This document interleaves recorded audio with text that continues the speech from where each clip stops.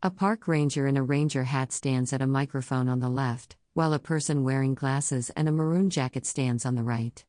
Behind them is a banner listing various U.S. government departments and agencies.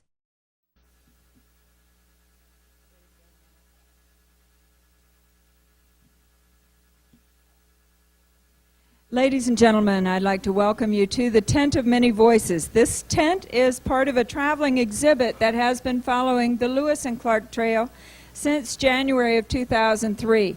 The reason it is called the Tent of Many Voices is because people come from various backgrounds, various walks of life, to tell their side of the Lewis and Clark story.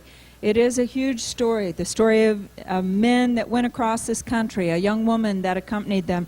But it's also a story of the people who were already here, who had inhabited this country for centuries. So with that said, I would like to introduce you to our next presenter, and this is Lois Tyler Nava. And I would like for all of you, Navo, to stand please, and we'll have a word of prayer before she starts with her presentation. Kamaika and the harp when Naya and my voice when the came oh we can go on a dive of one, then we all we can go on the youngest in time for Nick. Oh, go here when I bet some marinina from the one of Nick. Oh, Carib on Ebon Namanana when I give up struck. Suka marinina sundava sukra manayanga sometime for the we're here when the cake yam over here sick bidets when the cake yaman nana one and when crab bidets yamo sa we him nursunga when the I can toya with the weekend I can buy the ham weekend sit the window night weekend never we have sick yahat sa nursuga.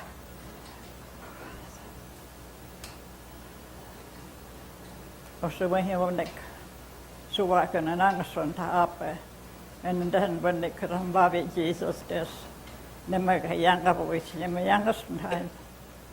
That'll be all. Us. That's all. I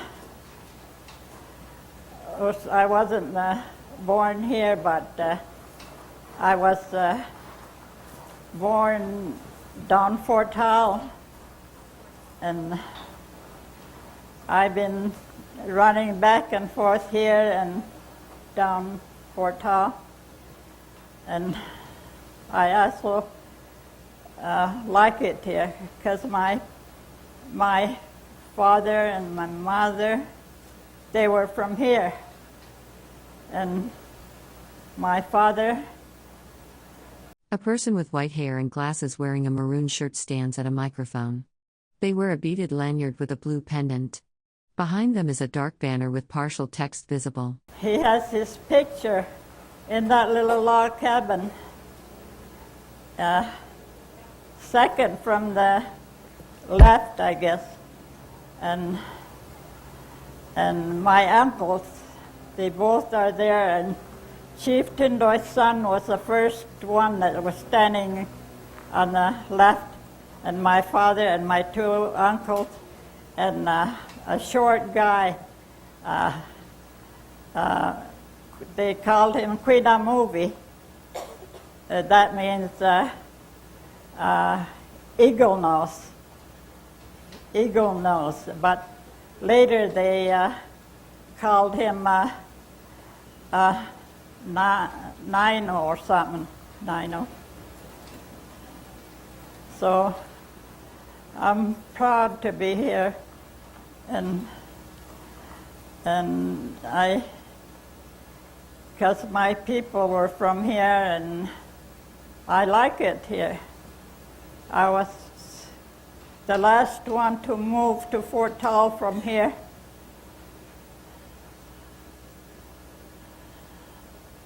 Because I like it here,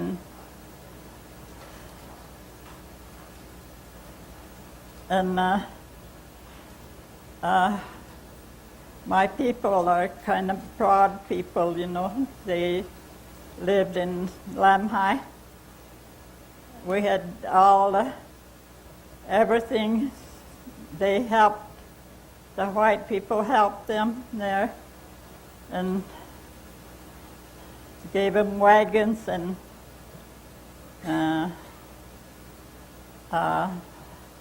seeds to plant turnips and carrots and cabbages, and they, my uncles, they always go, every year in the fall they go to Montana, over the divide there. They go to Montana and then they west to Montana, Yellowstone. They get elk from there, and when they get home, they had horses and pack horses to bring the meat over. A person with long wavy blonde hair and glasses stands at a microphone against a dark backdrop. Behind them, white text lists various U.S. government departments and agencies. And the women would prepare to dry it and put them in leather suitcases. You know, they'd lace it up when it's dry, and they pound it, and they lace it up and use it for winter. And everything we get from here, all the berries, they dry it. They dry it, and then they have it, they use it in winter time. And I'm glad that the Montana people took care of our chief here, Tendoy. They erected that monument there for him. An older person wearing glasses and a dark red jacket speaks at a microphone. Behind them is a dark banner with gold text, partially visible, mentioning Service Department and Education. I'm always glad to see that, and I always go up there. And we from going back home, and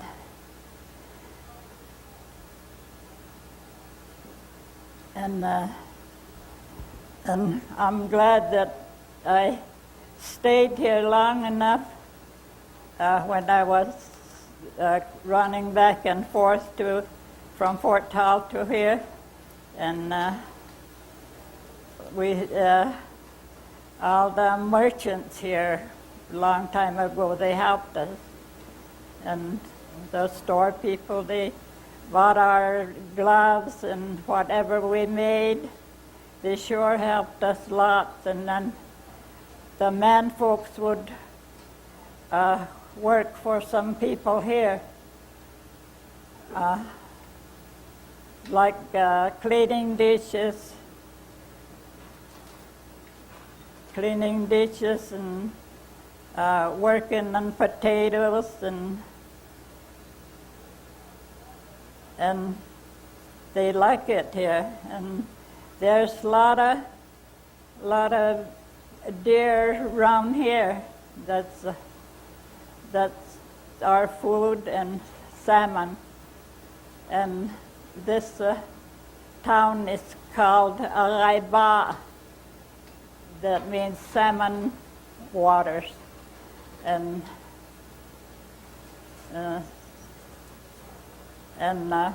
it forks right down here, the Lemhi and the Salmon River, and that's how they call it Araiba. The salmon goes both ways up Lemhi and up Salmon River and up Stanley. And we had a lot of places to go when we was here, and so I thank everyone that helped us when we was here, staying up here. Our grandchildren went to school, and they played basketball and played football. And when they went down Fort Hall, nowadays they got a job over there. A person with gray hair and glasses wears a dark red jacket and beaded earrings while speaking at a podium. Behind them is a dark banner with large tan text about a service department of education. Teachers over here sure helped them, and I'm glad of that.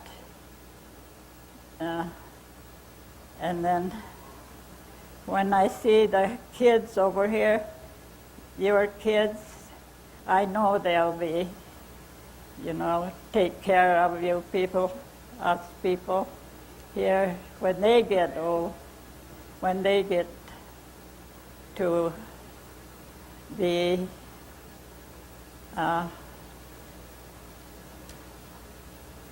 go to school and be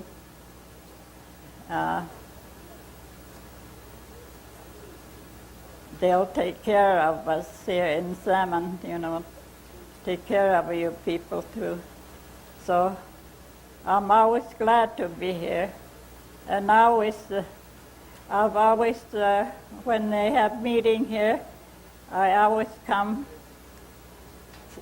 Secretary meeting here, I always come with them, and I'd be, kind of glad that she was from here, and she had a brother here, came away. That's how come she wanted to come back. I'm always glad to think of that. And finally, when I was in Fort Hall at my home, there's people that come ask me about Lewis and Clark. So I don't know, I'm 88 years old, but I was born in Fort Hall, and I don't know too much of that. But I heard something about that.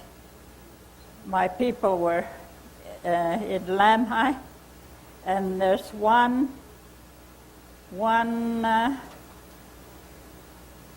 Indian that went over Lost Trail, and he was hunting, or he went to Montana to Beaverhead around there, and one time he seen strange people. He said, strange people. They had horses and pack horse with them. So he come tell. A person wearing glasses and a dark red shirt with beaded earrings stands in front of a backdrop with partial text reading service. Depa. Avedu and Avin. They appear to be speaking or pausing during a presentation. His people come tell his people that there's a strange man, strange people back in there. So he got home, and they were expecting them. And I guess they came over the trail and went into their reservation there, and I guess to trade horses. They didn't, the chief wasn't, he treated them nice and gave them horses, and I guess he gave them map too. On the ground where they were going, he traced them where they're supposed to go when they got here. He took his finger and told them you go this way or that way. And that was nice of him, my people. And that's how I remember what they said. And I'm always glad I'm here. And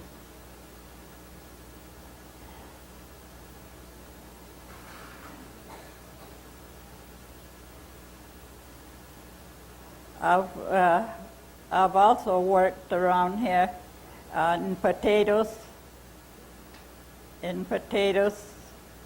and I've made gloves, sold them to McPherson's, and that's how they helped us to get our grub. And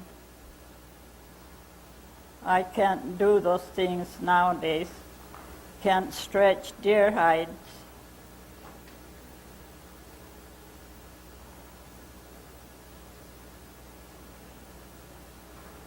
Can't do a lot of things nowadays, so I'm glad I'm here to see this interpretive center here, what they done for my people and for our people.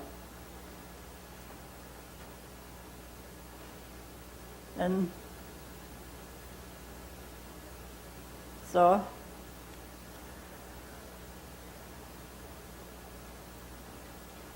I'm always glad. I guess that's all I gotta say.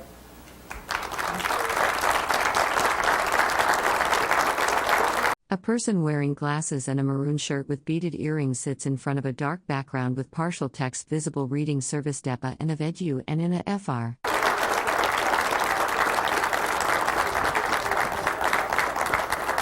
Stay just a moment. Okay.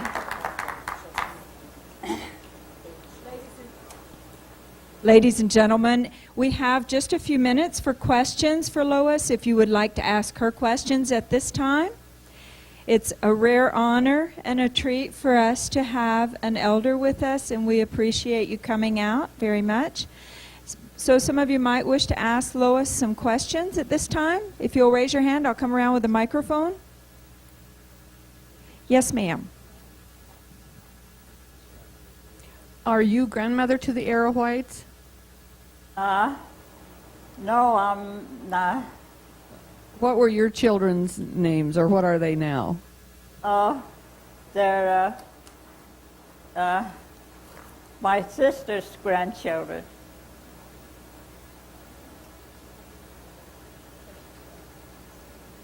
Grandma Lois had one son. He died real young, and his name was Nathaniel. He was about 1 or 2. So she only had one son, and she was married 2 times. Alfred Nava, he was raised here in Salmon also, and he's buried up here. And they named a road after him, the city of Salmon, because Lois and Alfred were the last 2 to leave here to go to Fort Hall.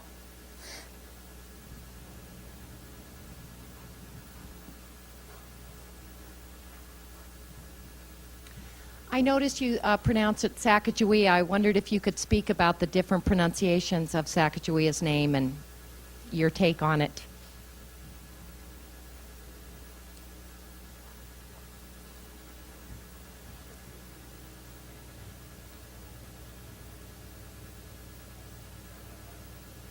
Yeah, you know any different ways why they said Sacagawea than Sacagawea?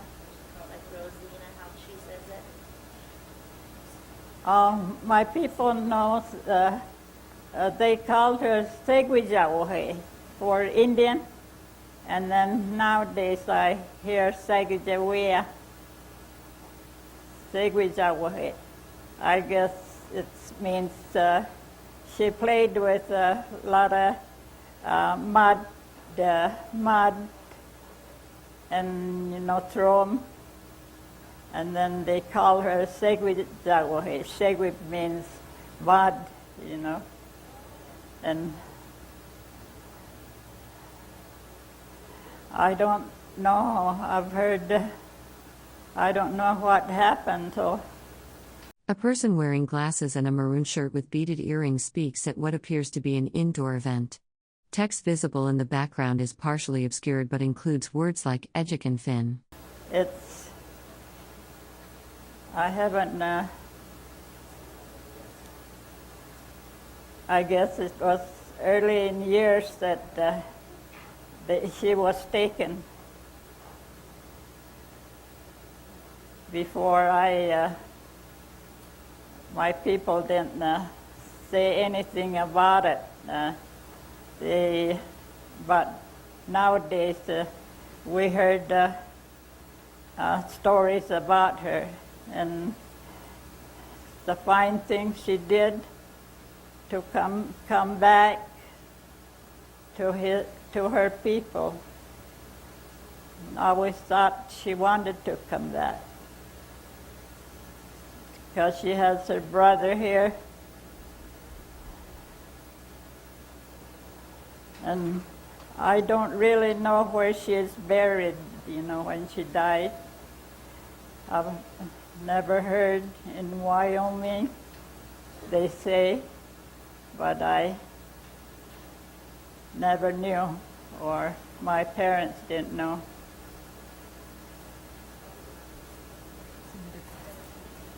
A little bit to add to that. We were talking about it. There was, you know, Grandma and other people in our family, and she said that she just got interviewed for Utah State Journal or something like that, and we were talking about it because the lady asked her the same thing about Sacagawea, and we're related to her in a way, you know, but she said it's like being being related to someone famous on TV. We didn't think they were going to be a big star, or however you want to say it nowadays. We didn't know of her like that. We just thought of her as a neighbor or someone we knew in the camp. It wasn't someone famous that we knew she was going to go out and be someone. That's how she explained Sacagawea to us. And that's why she's saying we didn't know at that time. That's the way she looks at it. I had a question back here. We met this lady coming over with her granddaughter. She's a Lemhi Shoshone. Can you tell us when you had to go to, and the government basically forced the Shoshone to go to the Fort Hall Reservation down by Pocatello. Can you tell us anything about how that happened? I guess the government they wanted my people to move over. I want this. That's how I take it. A person wearing glasses and a dark red garment sits in front of a dark backdrop with tan text. They wear beaded earrings and have long gray hair. The setting appears to be an indoor presentation or interview space. You move over.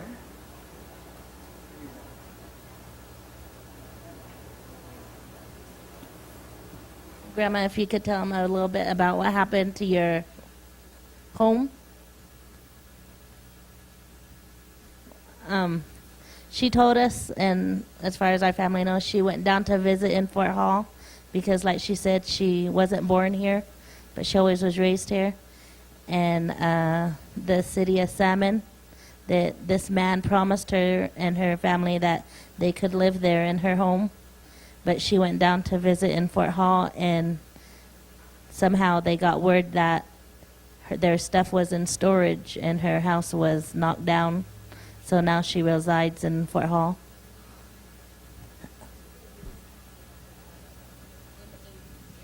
In the 1980s? 1998. Some other questions? All right, one more, and then we'll go on to the next part. A person in a light gray shirt holds a plate while another person's arm reaches toward them. Text visible in the background reads Pardon DEI and Al. The setting appears to be indoors at an event.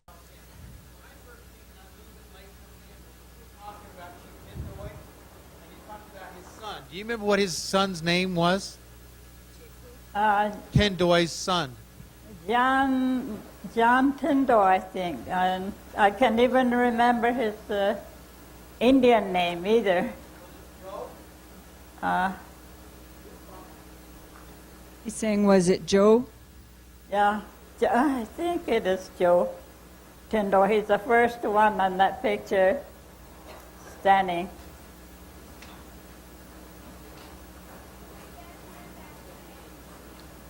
Well, I was going to say, actually, this might be a nice segue into my portion of the presentation, but I think that he had more than one son.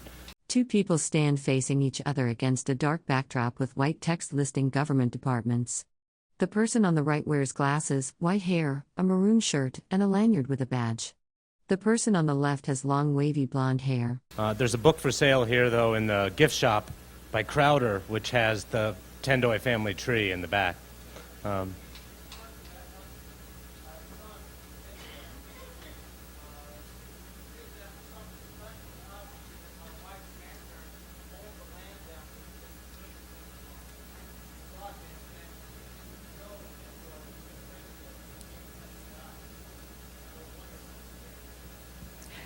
All right, ladies and gentlemen, let's please give Lois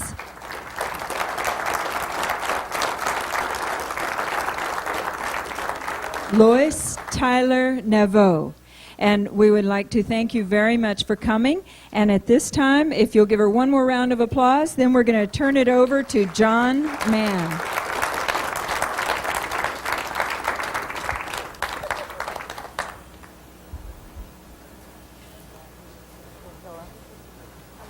Got it?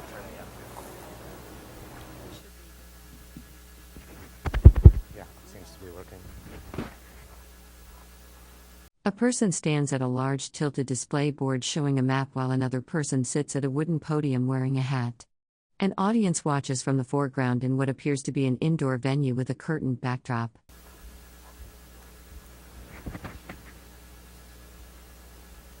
You hear me okay? This one? Okay. I'm going to stand up here, place to put my notes. I think that in the course of my presentation I can address some of the questions that were raised here at some more length. First, though, I'd like to echo the sentiment. What an honor and a pleasure it was to hear from Mrs. Nava. I should explain at the outset how I wound up here. When I was a graduate student at Washington State University, I worked for the Lemhi Recognition Project, a project to restore federal recognition to the Lemhi Shoshone. And this ended up becoming my dissertation, and I'll be a shameless self-promoter here, also a book which is on sale over here at the Interpretive Center. But in the course of my research, I ran across her name very frequently, so it was really an honor for me to meet her tonight, having read about and then written about her life and her times here in Salmon. I wanted to start off with the Sacagawea coin. And you'll see that I've got the spelling that the Mint chose in quotation marks here. Generally, we could have a whole session here on the controversy over the different spellings of the name and what they mean. But by and large, this one more closely approximates the Shoshone, and the spelling with the G more closely approximates the Mandan Hidatsa. And that's one of several reasons that when this coin came out, Lemhis added their voice to the sort of existing chorus of criticism that surrounded the coin. Many Lemhis argued that this depiction was not accurate, not accurately depicting a Lemhi Shoshone woman. And the timing of that gaffe, only added insult to injury, because this was several years into the recognition process. So while the government tried with the best of intentions to celebrate one of the Lemhi contributions to American history, it sort of insulted them. And I think this speaks to the larger issue of the lack of awareness of the Lemhi Shoshone. Everyone's heard of Sacagawea, and during the Bicentennial, of course, more so, but outside of this region in particular, few people have heard of her people, the Lemhi Shoshone. And I see from the schedule that Greg Campbell will be talking here tomorrow, and he's done pretty extensive work on the Lemhi experience during the 19th century. so I don't want to cover that ground in too much detail, but mainly talk about the Lemhi experience in the 20th century, and especially the way that this country around us was so central to their experience, to their identity, and to their current efforts to regain. A person in a tan shirt stands at a wooden podium with a circular emblem, holding a laptop. Black curtains hang behind them. The setting appears to be an indoor stage or presentation space. Federal recognition. After the Corps of Discovery, the Lemhi Shoshone had a period in this region where they remained relatively unchanged in terms of encounters with non-Indian peoples, especially relative to some of the other Indian peoples in this region. It wasn't until the 1850s, when a Mormon mission was established here, that there was any sustained contact with non-Indian people in this area. Thereafter, with the discovery of gold over in Montana and the emergence of salmon as a town, the Lemhis welcomed the non-Indian visitors much as they had Lewis and Clark. At the same time, they remained adamant about staying in this country.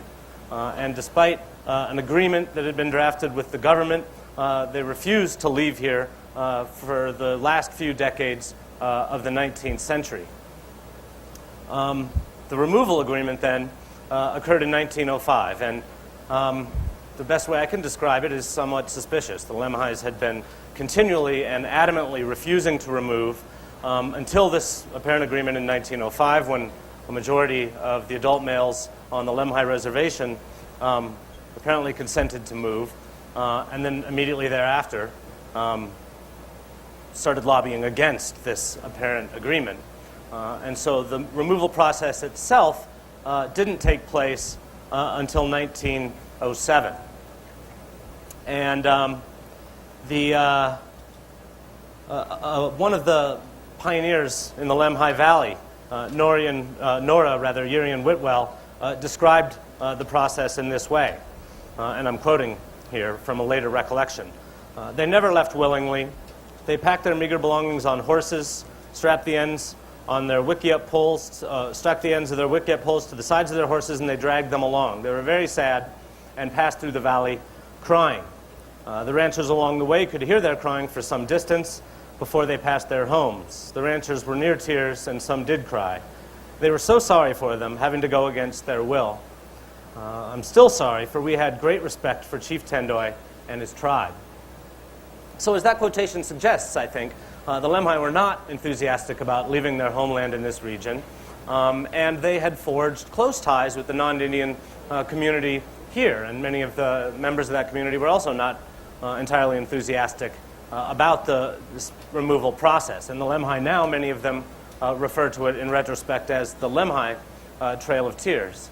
But thereafter, the Lemhis sort of disappear from history and the history books. Most accounts of the Lemhi conclude with removal to Fort Hall in 1907. They enrolled. A person in a tan shirt stands at a wooden podium with a circular emblem, holding a laptop computer.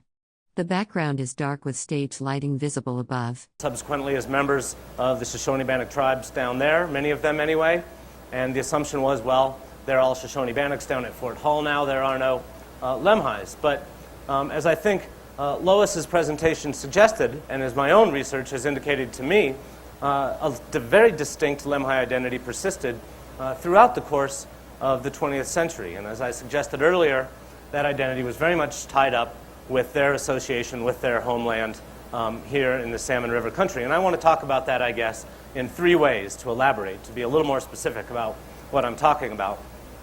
First, I want to talk about their efforts to gain restitution for the seizure, first of their reservation, and then in an Indian Claims Commission claim for their homeland here. Secondly, I'd like to talk again, just briefly, about the Lemhi community in Salmon, that despite removal in 1907, persisted throughout most of the 20th century, and even to this day. In fact, there was an article, 3 days ago, I think, in the Salt Lake Tribune about the Lemhi Shoshone and about the activities that we're all gathered here for, and started off by talking about a Lemhi family that had relocated to Salmon. And reading that article, it occurred to me, geez, this is the same thing that's been going on since removal. The Lemhis were moved to Fort Hall, and many of them simply turned around and came back. And those that were at Fort Hall came back to visit on a seasonal, sometimes permanent basis. And then finally, I'd like to talk briefly about the Lemhis' struggle to retain treaty rights to hunt and fish in these areas. I think that these provide three specific examples of what I'm talking about in terms of Lemhi identity being intertwined with their sense of this being their homeland. I'm already falling behind myself here, trying to improvise, but I've got a few slides here. And this shows what the Indian Claims Commission decided was Lemhi territory. Of course, they spent time over in Montana after Buffalo and occupied a territory larger than this, but this is what the Indian Claims Commission determined was the territory that they had exclusive use and occupancy of. Some photographs of the Salmon River country. I'm sorry that some of these images aren't perfect here. Lewis and Clark. Here's Tendoy and one of his sons, not identified. Sorry for the earlier question about which one near here. The tiny reservation, which was liquidated after removal in 1907. But then, well, I'll start, I guess, then with the claims that I wanted to talk about. Almost immediately after ending up at Fort Hall, the Lemhis started pursuing annuity payments that had been promised them for relinquishing their reservation and moving to Fort Hall. And not all of those monies, for a variety of reasons, were paid. So they organized a committee. A person in a tan shirt stands at a wooden podium with a circular design, holding a laptop. The setting appears to be an indoor venue with dark walls, industrial ceiling elements, and green plant decorations visible to the right. Formed only of Lemhis, charged with the task of securing these unpaid annuity monies. And the dollars weren't significant. Even, it was a few $1,000s really. It would have amounted to something like $7 per individual, which in those days was not nothing. But they doggedly pursued these claims. This Lemhi committee remained in existence. It formed almost immediately after they were at Fort Hall. By 1913, they had started to lobby for these monies. And this committee was still active into the 1950s.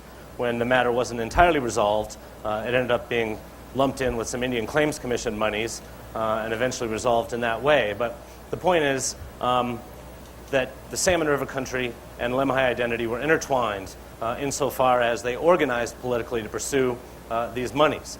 Then again, after the Indian Claims Commission was formed, and it determined that the Lemhi Shoshones were due $4.5 million for the seizure of their homelands, the Lemhis organized again, this time because the wording of the Indian Claims Commission Act dictated that that claim would be under the jurisdiction of the tribal council at Fort Hall and not the Lemhi Shoshone per se. They organized, they tried to gain control over this claim. Many were opposed to accepting it for a variety of reasons. Some felt the money wasn't enough. Some felt that it was tantamount to relinquishing the land, which some held that they had never done. Others because they felt that they should have control over what happened to those dollars and not everyone on the Fort Hall reservation. And so two cases there, I think, were the Lemhis at Fort Hall and the ones at Salmon, who had traveled down there to participate in these meetings, organized. And this organization, this effort to retain control over monies offered in restitution for the seizure of their homeland helped solidify, I think, this sense of Lemhi identity, that the Lemhis were distinct, that they were a group, and that they were from the Salmon River country. Indeed, when the Lemhi Indian Claims Commission award was finally accepted by the Tribal Council at Fort Hall, a resolution was passed, and it was called the Sharing Resolution, and all of the tribes and bands there on the reservation agreed to share all of the Indian Claims Commission dollars that had been awarded. But it's the wording of it is really interesting, and I don't have time to read it in full, but it mentions the Lemhi Shoshone specifically a number of times as members of the former Lemhi tribe, descendants of members of the former Lemhi tribe. It will say all the tribes and bands on the Fort Hall reservation, including the Lemhi tribe, just making it clear, I think, that in their efforts to mask this separateness, this separate identity on the part of the Lemhi Shoshone, these efforts only really served to put a light on it. The Lemhis. A person stands at a wooden podium with a circular emblem, holding a white laptop computer.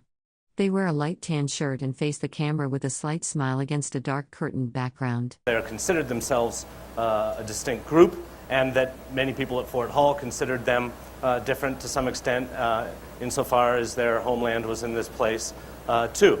So as I mentioned, the sharing resolution mentions the Lemhi specifically and no other group on a number of different occasions. So that's one of the examples that I wanted to raise in terms of the persistence of Lemhi identity during the 20th century. And this shows the various Indian Claims Commission cases that dealt with tribes that were at Fort Hall. Next, I wanted to talk about the Lemhi community here in Salmon, Idaho, which, as I mentioned, persisted so long. On a Monday in May 1993, a group of Lemhi elders and youths gathered on a hillside near the town of Tendoy in the Lemhi Valley to fulfill an obligation that apparently dated back to around 1820. And this was to replace a cedar pole marking a grave site. This task had been charged to future generations, and in 93 this group was fulfilling that obligation. And this was not a unique ceremony by any means. The Lemhis had been preserving and honoring ancestral grave sites in the Lemhi Valley from removal to the present. But this one was different insofar as, for the first time, there was no longer, at the outset of this ceremony, a sort of permanent Lemhi community in the town of Salmon. And so after the ceremony, participants gathered at a city park, the former site of the last village where Lois was the last resident. And the group told stories of the Lemhi families that used to live here in town. And the local newspaper covering this event intoned, and I'm quoting here, "Although none of the Lemhi Indians now live in the Lemhi Valley, their roots run deeply here, and they have never forgotten the past that links them to the area. Members of the Lemhi tribe will continue to journey back to the lands of their ancestors, to honor their forefathers and to revitalize and pass on their native heritage to their children." As I indicated earlier, Lemhis, despite the note in the article, do still live in the Lemhi Valley, and as I think you'll see from walking around today, visit on regular occasions. And this is not a recent phenomenon.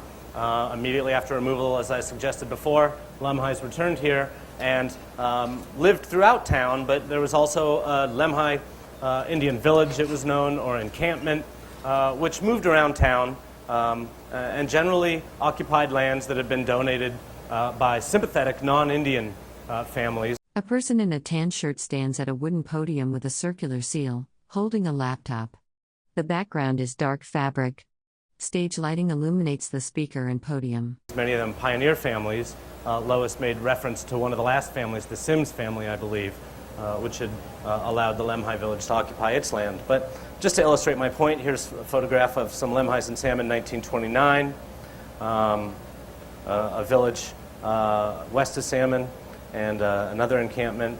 A map here showing different locations where these encampments were over the years. I got this, I should mention, from the publication from the local high school here, an article that a young woman had written.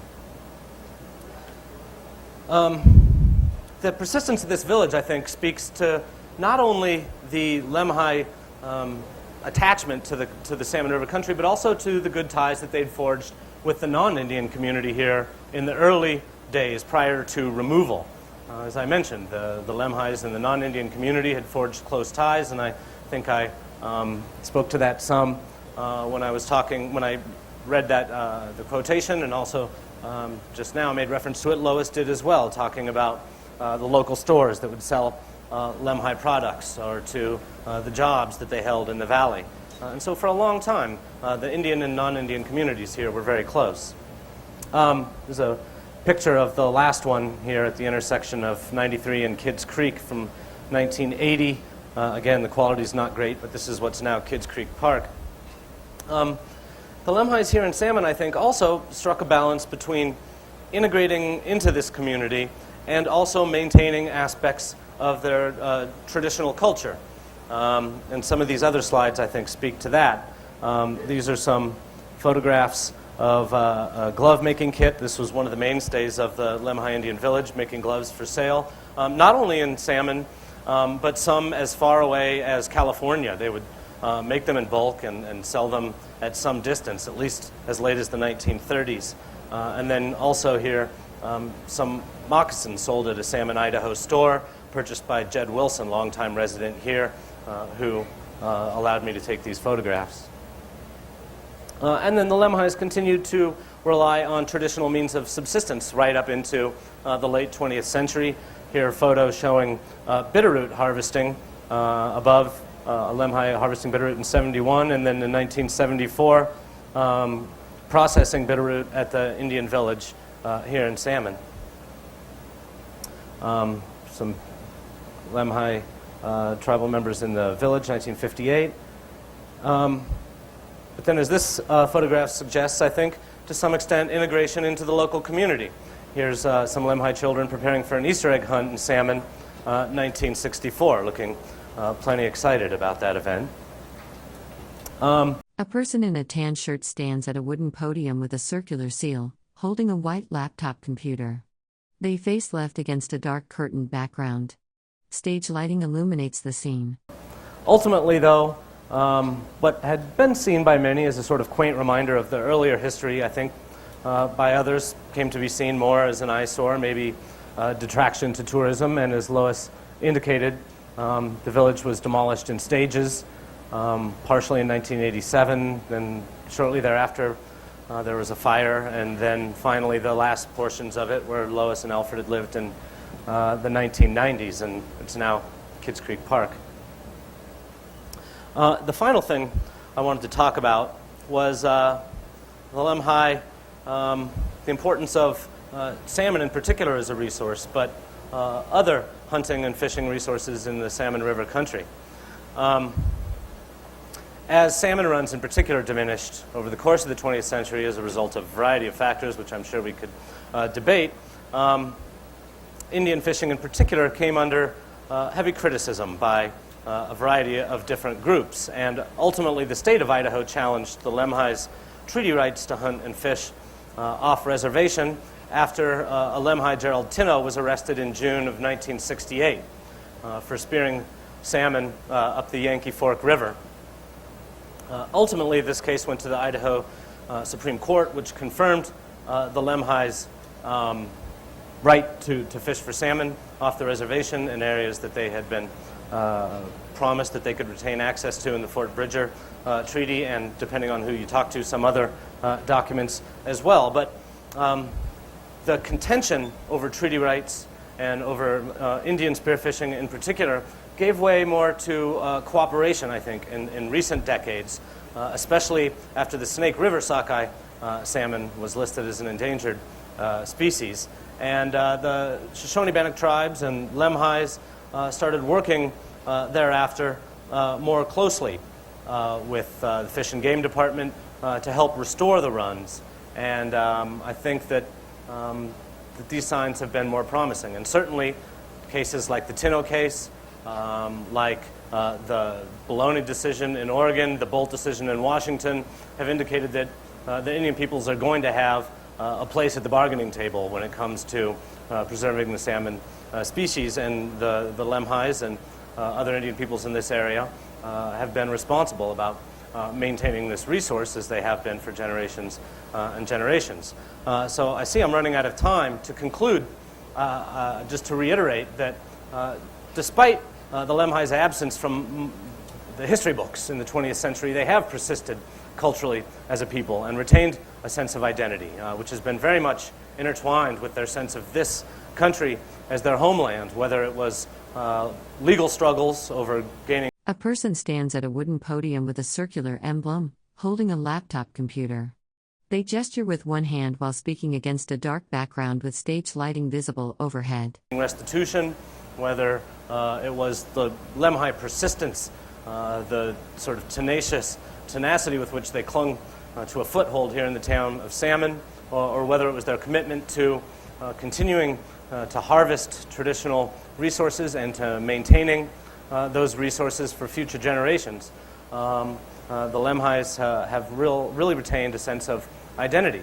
And now I think the bicentennial of the Lewis and Clark and the Corps of Discovery journey to the Pacific Ocean and back provides, I think, an opportunity for the federal government. The Lemhi Shoshone have not been recognized since 1907 as a distinct tribe or band. They've been essentially exiled to Fort Hull, 200 miles to the south. And so if we're serious about celebrating Sacagawea's contributions to the Corps of Discovery, or Indian people's contributions to the Corps of Discovery, and if the federal government is serious about pursuing a policy of self-determination, then perhaps we'll see federal recognition restored to the Lemhi Shoshone, Sacagawea's people.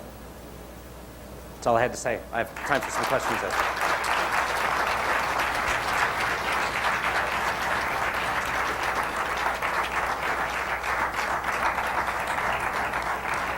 I think we may have time for one question. Okay. So does someone have a question that they would like to ask? Yes, sir, coming up. I'm a coin collector and have a collection of Sacagawea gold dollars. I think it's a beautiful coin. What are the objections to the coin from the Indian standpoint? Well, let me, I guess, talk about the objections to the coin in general, including the Indian standpoint. Let me start with the caveat. Many people have said this coin is a long overdue recognition of Indian contributions to American history. So it's not like it's been entirely panned.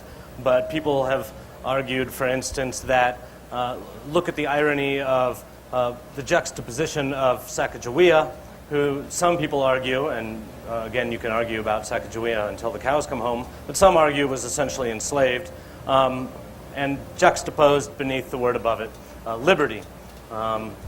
This has been one argument that's thrown out there. I'm not saying I necessarily agree with these arguments, but I think the Lemhi Shoshone arguments have more to do with opting of the mint for the Mandan Hidatsa rather than the Sacagawea spelling, that is with the G without the J. And I've also read that that there would have been a cradle board instead of a sling. Finally, there was some objection that A person in a tan shirt stands at a wooden podium with a circular seal, holding a laptop computer and gesturing with one hand while speaking against a dark background. While the Lemhi Shoshone still exists, despite the fact that that's not widely reflected in history books, it was not a woman descended from the Lemhi tribe or band that was chosen to model for the coin, and that the artist might have done more research and found somebody who was descended from that group of Indians. Instead, they just went down to Fort Hall and selected somebody else. These are the things that I've heard anyway, and maybe somebody else can elaborate on this. Does that answer the question? All right. Actually, we are out of time.